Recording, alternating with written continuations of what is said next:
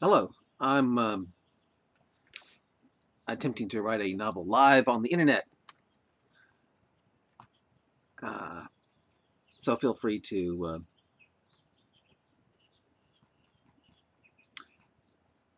comment if you want. Uh,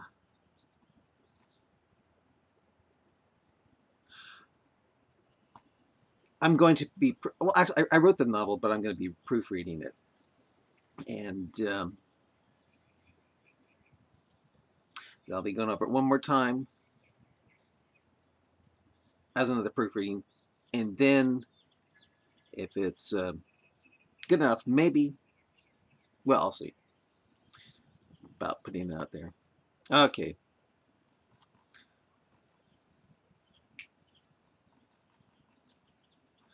Okay. Oh, let's go the other way. Okay.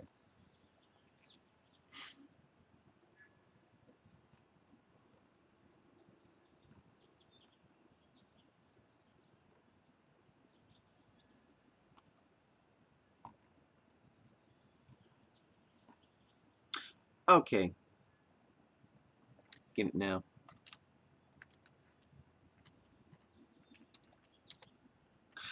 It was called An Overcast. By the way, the first story I'm reading is called Al Akbar, and I'm not going to give you the title. I'll just call it novel right now. Okay. It was called An Overcast. Looking to just be another slow truck scanning day in the Wyoming DOT scale station. A truck would pass by the windows as it made its way onto the scales to see if it was of legal weight. So many trucks were now of legal weight due to the great fear of massive fines that the truckers didn't realize that inside the scale house, DOT attendants were mostly scanning other things like internet entertainment to pass the time away. In this DOT scale station, one was looking at naked girls on his computer screen. Another was playing a video game. In the corner of the room was a highway patrol officer reading the last pages of a Michael Savage, of a few pages of Michael Savage's old Abuse of Power novel. Yeah. A rough-looking woman named Rita was opening a can of dog food for her little Pomeranian.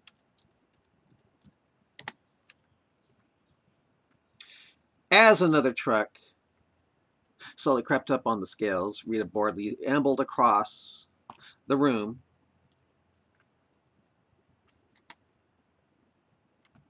She glanced at the computer screen of the attendant looking at porn. I should be looking at that, she said. You lesbo, you, said the young looking guy, eyes glued to the screen. I'm just trying to get my fill of it before it's taken off the net next month. Thanks to that bill just passed. The young attendant with the porn then asked, Is the Exxon guy still parked out there? Yes, said Rita, but I don't see him. He's still in the steakhouse across the street having those ribs. By the way, isn't it time he pulled in a trucker to look at his paperwork? We haven't done that in over 3 whole minutes. It is agreed that they should. With that, Rita walked over, picked up her dog, then strolled over to the window. Outside, the sign flashed red for stop. Rita noticed that even though it was cold, the driver's side window of the truck was about uh, the driver's side truck she was about to pull over for a permit check was completely rolled down, allowing her to get a good look at the young trucker with blonde hair who was looking nervous. Although he had blonde hair, his 3-day-old whiskers were coming in black. Come inside and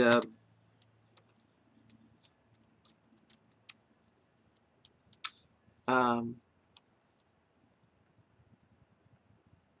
Yeah. Come inside and bring your paperwork. Rita's voice boomed over the loudspeaker. The trucker jerked a bit in his driver's seat. Wow, jumpy guy, Rita said to herself. I might have to do more than just look at his permits.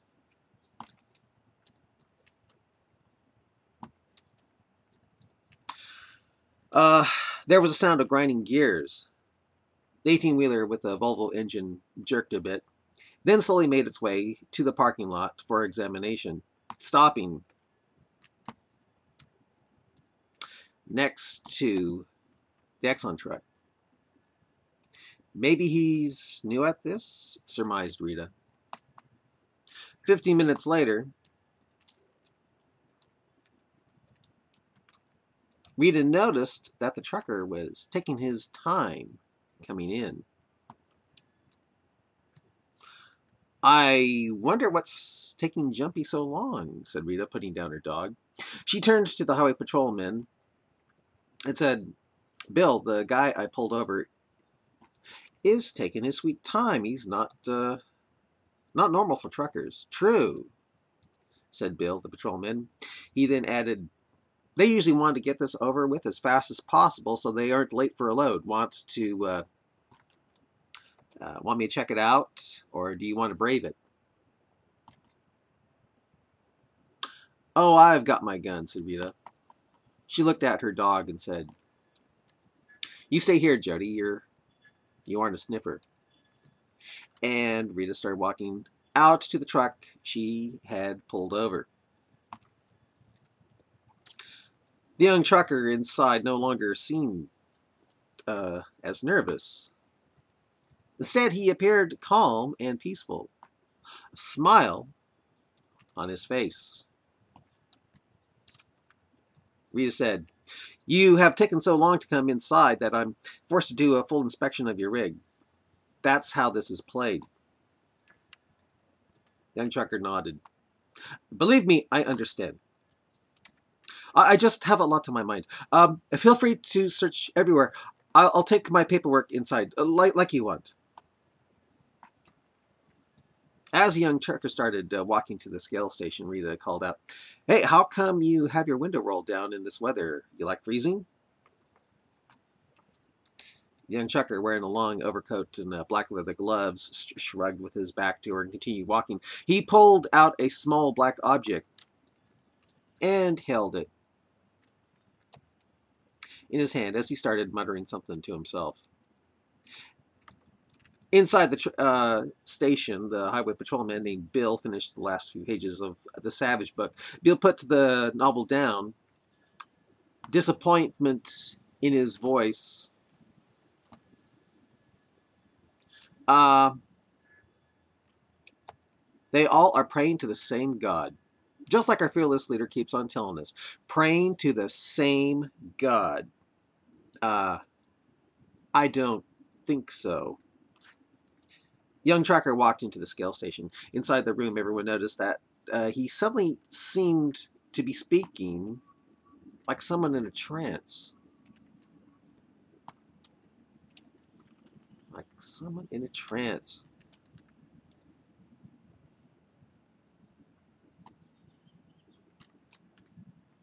Let's see your paperwork.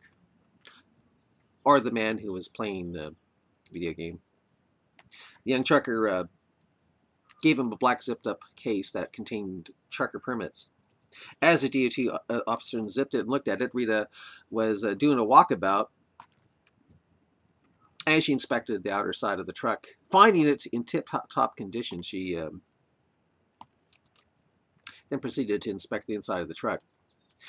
Back inside the scale house, as the DOT officer looked to see if the trucker's permits were up to date, he noticed that the young trucker was reciting something that sounded strange to him. In a low, almost inaudible voice, the young trucker whispered, "All you who believe, what is the matter with you, that when you are told to go forth in the cause of Allah,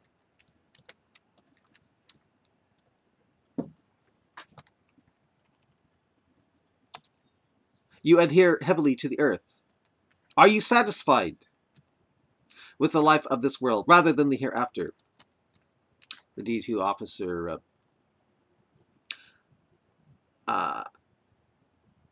yeah. Um, the DOT officer with the trucker's permit case just smiled and said, "Funny." The young trucker stared blankly as he went on with, "But what is the enjoyment of worldly life compared to the hereafter, except a little while, except a very little?" A look of concern came into the eyes of the Highway Patrol Officer Bill. His hand instinctively moved slowly toward his gun holster. Inside the cab, Rita checked to see if the window was stuck. She pressed the button to see if the window would roll up. It hummed, but nothing came up. Right when she was about to turn it off, suddenly something did come up. It was what was left of a broken window. With that, she looked down to see if she could find glass. There was some glass, but it had mostly been picked up. On the floor of the cab near the stick shift, she saw something golden color. She picked it up and examined it. It was a badge. It looked as if it had, as if it could belong to a policeman, but there was no name or jurisdiction on it, meaning it was phony. Odd, Rita said to herself, before the significance of a phony police badge in a trucker's cab dawned on her. Rita suddenly noticed a box wrapped in brown paper laying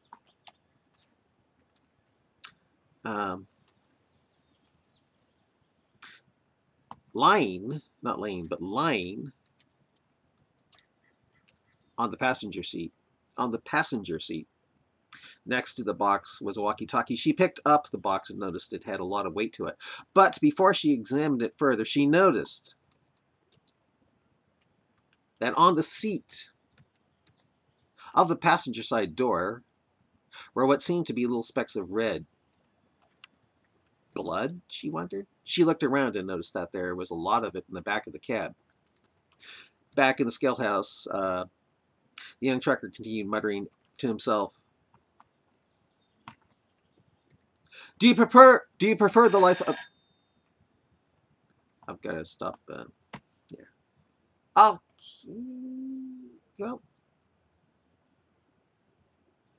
yeah, stop right here.